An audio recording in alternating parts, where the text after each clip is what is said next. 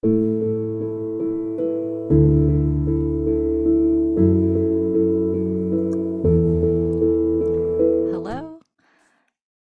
great to be here. My name is Sandra. I'm with QiqoChat, and we're so excited to have this conversation with Daita Sergi of AASHE. And before we begin, I'd like to just ask Daita just to quickly introduce yourself, what you do with AASHE, and tell us a little bit more about yourself. Thank you, Sandra, and hi, everyone. Hi, Lucas. My name is Daita Sergi. I'm a Senior Education Manager with the Association for the Advancement of Sustainability in Higher Education, or AASHE for short. And we work with campuses, so our members are higher education institutions, and anyone at that institution then is automatically an AASHE member.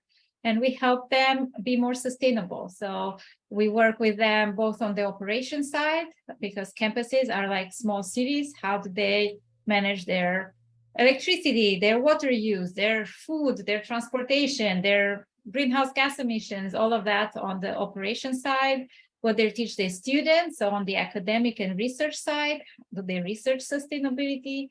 And on the engagement side, how do they engage their community, their campus community on sustainability related topics, as well as the larger community, because campuses are part of a city or location, or part of a larger community. So how are they good stewards of that place? So that's what AASHE does. And at AASHE, my role is with education. So I manage all of our education programs. We're, I would say, a small organization. We're 15 staff, so each of us does their own thing, and my thing is education. So we have almost weekly or bi-weekly webinar program, which is free for everyone, so anyone can attend our webinars. Since the pandemic, we moved all of our workshops to online, so we have a lot of workshops and courses. We have an annual conference. But I also try to innovate in that space. So I really embraced the virtual education programs once everyone went online, and this is also what I'm trying to do with our programs, and try to see how to bring people together. Awesome. And I just wanted to go back in time a little bit because I feel like the first time we met was at someone else's event. It was at Lee Gimple's event. And so shout out to Lee Gimple, who's a wonderful facilitator. And he must have been hosting an online party, and that's how we met. So Daisha, I want to kind of throw that back and go, do you remember the first time we met and how you learned about what Qiqo does, or the open space concept and using open space technology? Yeah, so we definitely went a few times in a few different spaces. So one was Lee's, but I think the very first time I saw you was somewhere else. And it was I think you were giving a presentation, actually, probably through ASAE. I heard about that. And the very last thing you said was about conferences or open space. And this is where my bulbs were like, what is that? Like, I want to know more. But your presentation or your part of the session was not about open space or on conference. It was about something else. And you only mentioned that at the very end. And this is when I remember what you said, and I looked it up, and I was like, yes, this is a really, really awesome concept. And then I came across you a couple more times. So, and learn more about QiqoChat and what you do there, and what open space technology is, and what conferences are. And then I actually also attended one of Lee's in-person workshops on liberating structures, and open space is one of those liberating structures. So it all sort of came together and made sense, from this very somewhat this separate connections, or points where we came across each other. And we actually also had a demo with QiqoChat last year, because I was hoping to use the platform in conjunction with our virtual conference and add a community connections day is what I call that concept. And for a variety of reasons, that didn't happen. But I was hoping that we will get to collaborate eventually. And I just took the concept and made it into its own event. And this is what happened this year. Awesome. So just for those who are watching, Daita ended up pulling together an amazing event and using open space technology. And what I'd like to do before we go into the how you did everything, let's talk right away about what was the name of the event, what was the purpose, and then really what was the final outcome and the result of it. Yeah, so the event was called the Sustainability Education Forum, and it was a brand new event. So we hadn't had this type of event or this name before, so totally new concept. And for an audience that is not necessarily the core AASHE community or the core AASHE audience, we work with sustainability in higher education, and the majority of the people in that engage with AASHE are sustainability staff at universities. So, or then there's some students that engage, of course, and there's faculty who engage because, of course, we also focus on what they teach students, but faculty are not necessarily the core audience for AASHE. And what I was hoping is to engage faculty in having these conversations that we need to have now about what and how they teach their students. So that was the aim or the goal of this event, was to bring together faculty from all over the world. That was my big idea, that we should engage globally with faculty and educators of how and what we teach students for the times we live in. And, you know, the times are urgent. Like, we really need to have this type of conversations, especially coming out of the pandemic. Are we still teaching the same kind of stuff, or are we really connected to what is happening and where we're going from here? And that was my vision for the Sustainability Education Forum. And I think there was another question there. Yeah. So from the very, very beginning now to the very, very end, how was it? How'd it go? So of course, like I said, it was new, totally new event, new concept, and new audience. So that was a lot of risk involved with that. And there were some up and downs, to say the least, in getting to the event. But at the event, we did have a global audience. We put a pin in 5 continents, which was amazing. And it was, I don't know, it was better than I had imagined it. So it was it turned out really awesome. And, you know, I could say a couple of reasons why, but maybe that's your next question. Yeah, what, go ahead, right? Go ahead and say what were your reasons. Well, I think it was, of course, the people in the room, because open space events depend on who's there. And, you know, what direction they will take is dependent on who is in the room and where they take the event or the conversations. But I think the platform was, I don't know, 75% of the success was the ease of QiqoChat and how we set up the platform. And I think also our collaboration worked really well in talking through the different aspects of the event and how it will run, and how we, you know, envision the different parts really came together really well. And I received a lot of positive feedback. It wasn't just, you know, the way I felt at the event, but I think it was a common energy that was really palpable, that everyone who was there felt. So But it was good. It was a good space. what were some of the other comments that you received that were really positive and successful about the event? Well, I can say one that I received yesterday, and it's very short, but it says, "I just wanted to say that what you've done in constructing this space really is wonderful." So, that was one of the comments from one of our participants who was there for almost all the sessions.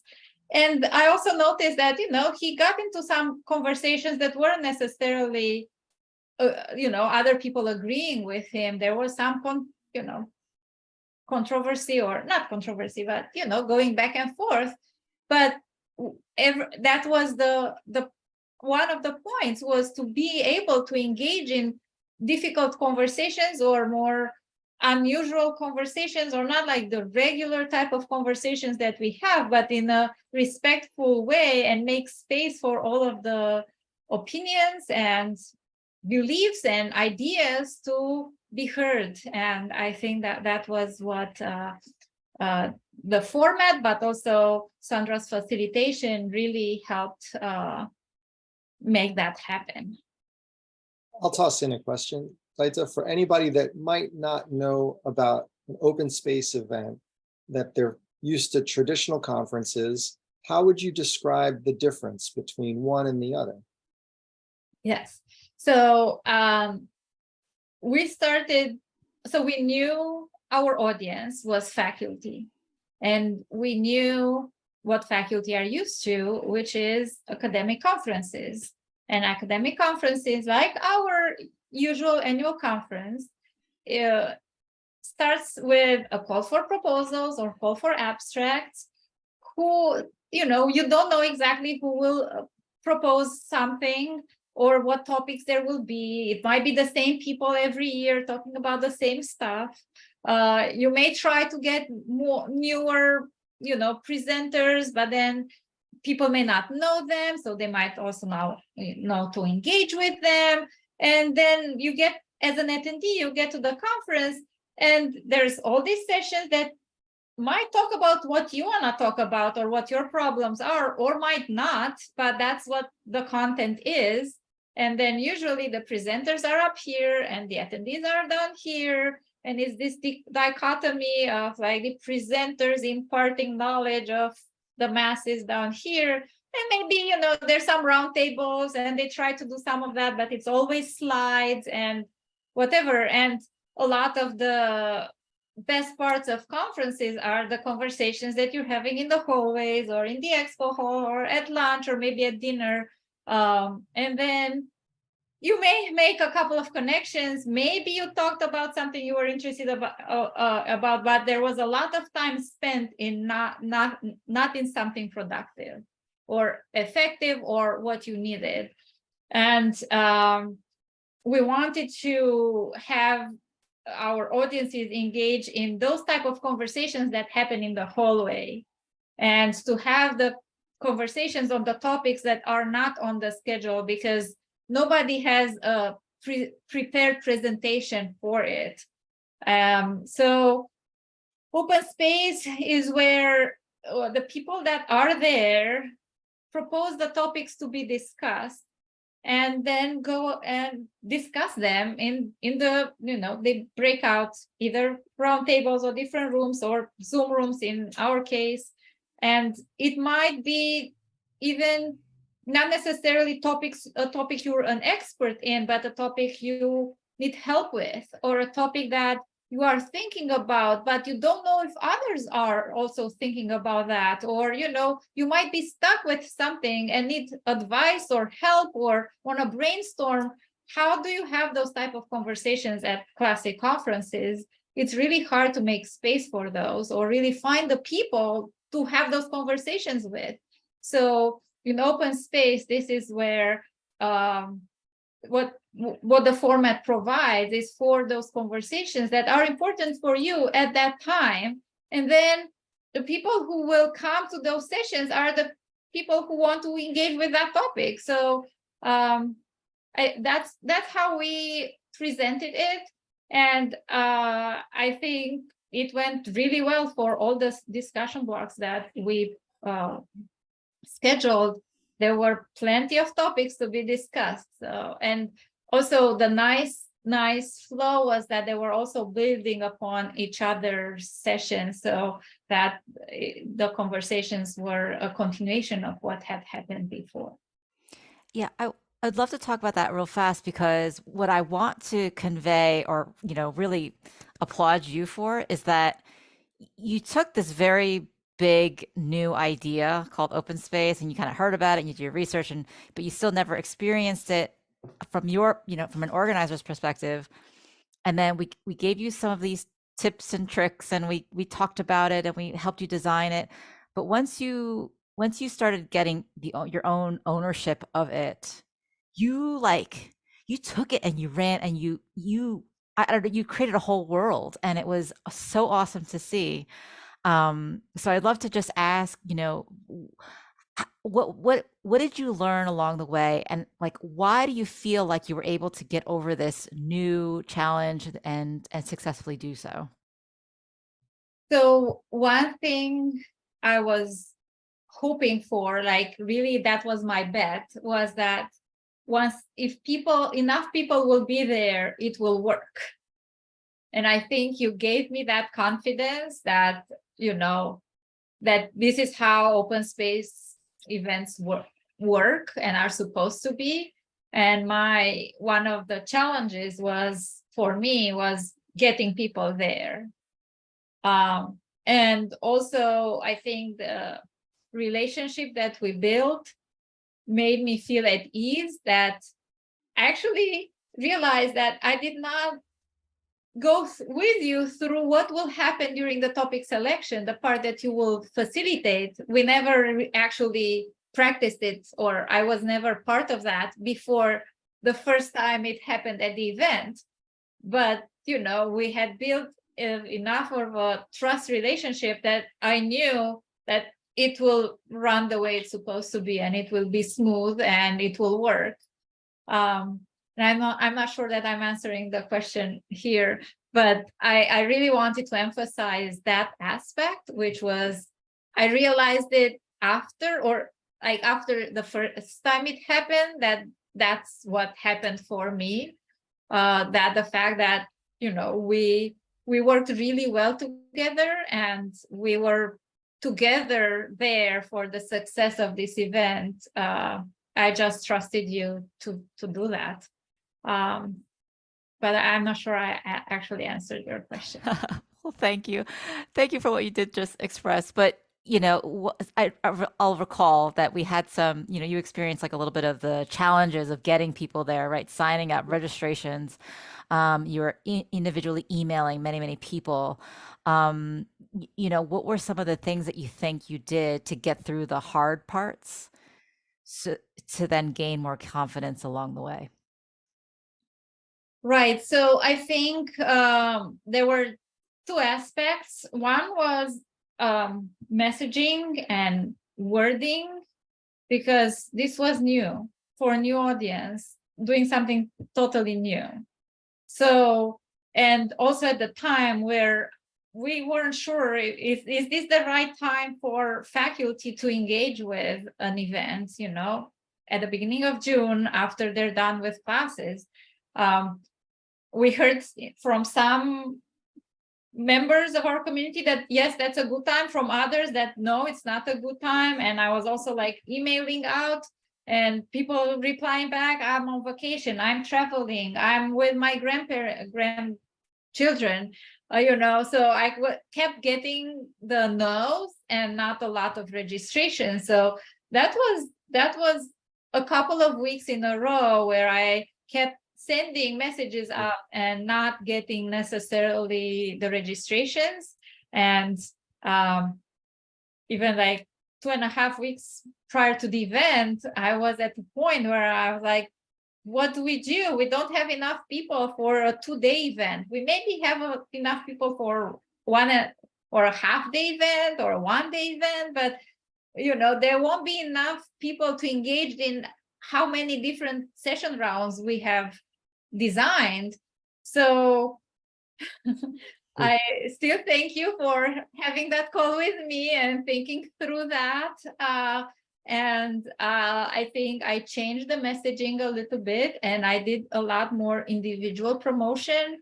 We also did a sale, which we never did do at AASHE. Like, we don't do sales. That's not something that it's a regular or one of our tools when we have priced events. So I did that, and it helped. And I also just had a list of people that I actually built that list that I contacted individually, which are faculty who have engaged with us before, or faculty who we have an online community who've been active there, or people who've attended previous workshops. And I gave them like even half of the sale price, and some I invited for free, because I think the success was not necessarily in the numbers, but we needed people to be there to engage in these conversations.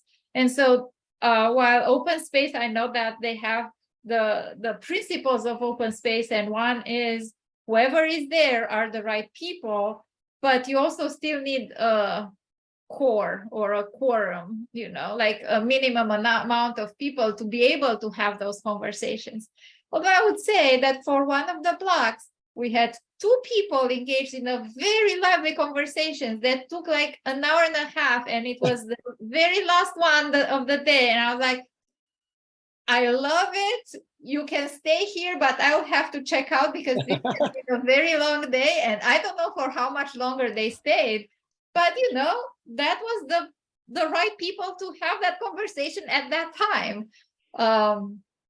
But I think for the overall event, we did need some number of people. And then I think, went beyond what I was looking, what my goal was so that we have a successful event. So we actually had more, which was awesome. But because it was a new event, I didn't know what the right price is. Like, how do you price something that is new? And maybe our original pricing was too high. So then the sale was helpful, discounting it was helpful, bringing people for free was helpful. And in the end, I think it was the people who were there that made the event. So Yeah, I yeah. definitely want to highlight that you did all of those adjustments and they all mattered. But the key one in it is that throughout you pushed through yourself to connect, not just AASHE, there's somebody from AASHE trying to reach out. It was you, Daito, were really trying to encourage the right people to come. Right. And that is just the human to human connection that does take work, but it's the key ingredient that I think is the reason why it was so successful. Yeah. Yes, absolutely. So I think, our marketing had some kind of messaging and language. And then when I was reaching out, it was a little bit different, and, like really trying to connect to that person and tell them why they should absolutely not miss this event, and not in a marketing type of way. Sandra, if I can toss in one question. So the participants were often professors here, and I thought that you had a very innovative model. You wanted to go reach a global audience, so you stretched this out across many time zones. And what I liked was the blended model of you put some experts up on stage to, well, I'll let you handle it, but it was a perfect balance. Would you like to describe how you organized this? Yes. So I mentioned open space and how it's, the people who are there suggest the topics, and then they go and discuss those topics. But we also wanted to elevate certain themes at the event and make sure that those are being discussed. And so the way we created the schedule was in 3.5-hour blocks. And each block started with a 45-minute, what we called it, an invitation. And I know that overlaps with some open space terminology, and it's not quite the same thing, but an opening session for that block. And that was an invited speaker. So we had 5 of those, and those were the only sessions that we created, and on topics that we wanted to make sure that are being discussed and taken into consideration. And the speakers that we invited were not necessarily speakers that you might see at the giving a keynote. You know, there were not necessarily the big names, but there were speakers we knew that have something to say that will make the, you know, the people's minds turn around, or the gears turn around, or what that saying is. They were meant to be thought-provoking and really help people engage with that topic. And what we also saw after some of those invitations is that the topics that were proposed for discussion afterwards were linked to the themes that those speakers addressed. So, which is exactly what we were hoping for, because this is how they were thought-provoking. If then people wanted to talk more about different ramifications of that theme. So we lifted up certain topics of discussions, and I think that worked well. That worked well for our goals. 5 blocks across 2 days, so 3 blocks on day 1, 2 blocks on day 2. And about how much time between the blocks? So between block 1 and 2, there was only half an hour of lunch, or Eastern time lunch, depends on where you were on the globe, but there was half an hour. And then between block 2 and 3, there was an hour and a half. The block 3 started at 7 p.m. Eastern time, and it was really meant for Australia, New Zealand, China, Japan, Taiwan, you know, the Asian time zones, and Australia and New Zealand. We had somebody from Philippines also. And that was not as well attended as the others because we had fewer people from those time zones, but it was also, it was possible to be attended by the Pacific time zone because it was 4 p.m. over there, and Hawaii. So we had definitely people from Hawaii attend. But that was how we could actually engage with other parts of the world. And the morning block was good for Europe, and we had some people from Europe and Africa. Actually, we had a couple of people from Nigeria, from Israel, Turkey, and I think 2 in Europe. So we were able to sort of, you know, throughout the event, engage with all of these people. Of course, not with all at the same time, because it's impossible with the way the earth works to engage with everyone. And I knew we have a sliver there that we were not able, you know, it was not, any of the time zones were, the blocks were not conducive to them attending, but like it's impossible to really do a 24-hour event. Well, one thing that I definitely loved hearing, I mean, there's so many great closing comments from the participants, but one common thread that I heard was, you know, everyone realizing like, I'm not alone. It felt so nice to connect with people. So in one small yet really big reverberating way, you connected so many people across the country through your event the globe through your event, that it made a huge difference. And so my closing question is, you know, how did this create value for AASHE? How did this event, after all the wonderful work that you put into it and the people that attended, what do you think that this did for your organization? Yeah, so I mean, I didn't go into it trying to create value for AASHE. I went into it trying to create value for the attendees. And that was definitely to engage with each other and also to create a community.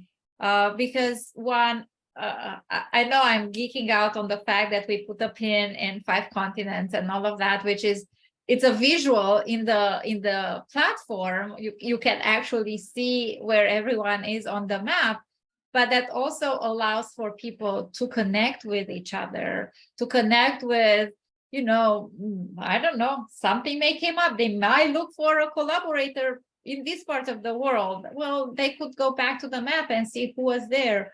or maybe they were in a conversation with somebody and they don't remember their name, but they may remember where they're from. They could find them. So I think really building this community and the sense that, like you said, that was shared in the closing round a couple of times of like, I'm not alone. And there was actually another comment that I really liked. Let me see if I can find it. Yeah,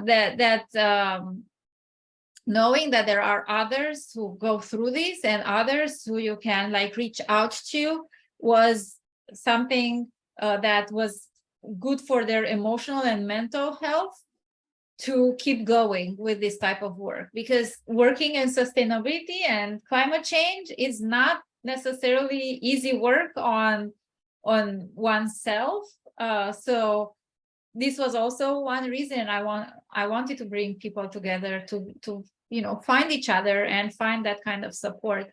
So what does that do for AASHE? I hope they will engage with us in the future, and definitely that will do this again. But like I said, it was not necessarily meant to bring something of value to AASHE as an organization, but really to the community. Awesome. And any last things you want to provide and share with the world? I'm already brainstorming how we should do the next one. So yeah, I'm really excited. And one thing that I didn't have a chance to say is that working with you was really easy. And I felt very supported in this journey. And also working in the platform, it was easy. It was very intuitive. And what I was hoping is to make it look like you're in an AASHE space. And that, I think, also came through the way we did the colors and, the different aspects there. But it was very easy for me to be able to customize it to something that looked like an AASHE virtual space. And yeah, that's on you and how easy you make it for the user, which was both me on the admin side, but also how people were able to move around. So yeah, I'm already brainstorming what we do next time. So thank you so much. Thank you. I'll add, Sandra, that Yeah. Daita, you are an ideal person to work with. The platform is built for people like you that have a passion for some topic, because it's not easy to bring together large numbers of people, but you did it. And it's not easy to design a space that they're going to find welcoming. And it's not easy to accommodate people from 3/4 of the Earth's time zones, but you did it. And we often think about how events are successful even before they begin, because the host shows their passion in the invitations and the care in how they communicate to everyone to make sure that the table is set. And when people walked in that space, they knew that you did that for them. And so that's why they brought their best and they spread the word. And that's why they were there for so long. And those conversations were very powerful as the tech team to be able to listen to them. It's the most rewarding part of this job. Awesome. Thank you. Let's do it again. Thank you so much, Daita.